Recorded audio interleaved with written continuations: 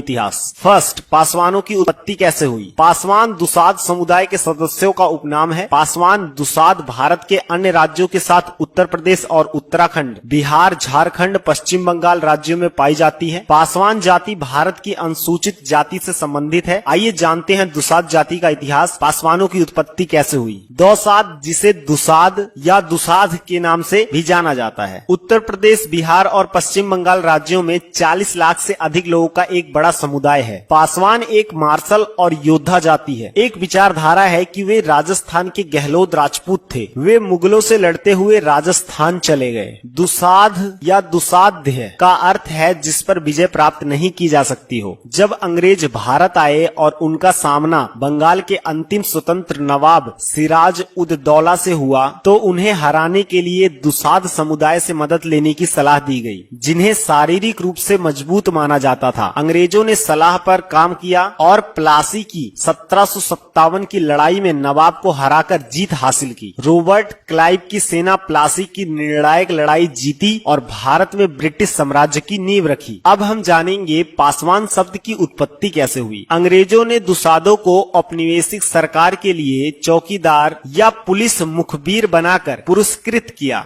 यहीं से पासवान नाम की उत्पत्ति हुई। पासवान एक उर्दू शब्द है जिसका अर्थ है अंगरक्षक। यह माना जाता है कि पासवानों ने मुख्य रूप से जमींदारों के लिए लाठी चलाने वाले चौकीदारी या कर संग्रहकर्ता के रूप में कार्य किया था। जमींदारों के साथ उनकी ऐतिहासिक निकटता से उन्हें कुछ भूमि प्राप्त करने में मदद मिली। पासवान कट्टर देशभक्त होते हैं, धर्म के लिए कुछ भी कर सकते हैं। इस जाति के सदस्य अब समाज में विकसित हो रहे हैं। यह जाति अनुसूचित जाति में सबसे विकसित जातियों में से एक है। इस जाति के सदस्य अब समाज में विकसित हो रहे हैं। वे सभी क्षेत्र जैसे राजनीति, समाज सेवा, इंजीनियरिंग, चिकित्सा, प्रशासनिक सेवाओं आदि में हैं। इनके कुल देवता महाराज चौहरमल माने जाते हैं। इस समाज की कुछ पूजा आज भी जीवंत है, जैसे आग पर चलना, खौलते हुए दूध में हाथ डालकर चलाना इत्यादि। ये अपने आप को प्राचीन और बहुत प्रसिद्ध हिंदू पौराणिक महाकाव्य महाभारत में कौरव राजकुमार दुशासन से वंश का दावा करते हैं। कर्नल टाड के अलावा अन्य लेखकों ने प्रमाण आदि द्वारा साबित करके बताया है कि दुसाध क्षत्रियों की एक शाखा है। ब्राह्मण निर्णय ग्रंथ के द्वारा भी दुसाध क्षत्रिय की एक शाखा है। क्षत्रिय वंश प्रदीप में दुसाध को क्षत्रियों की एक शाखा माना गया है। भाग 1 के पृष्ठ 409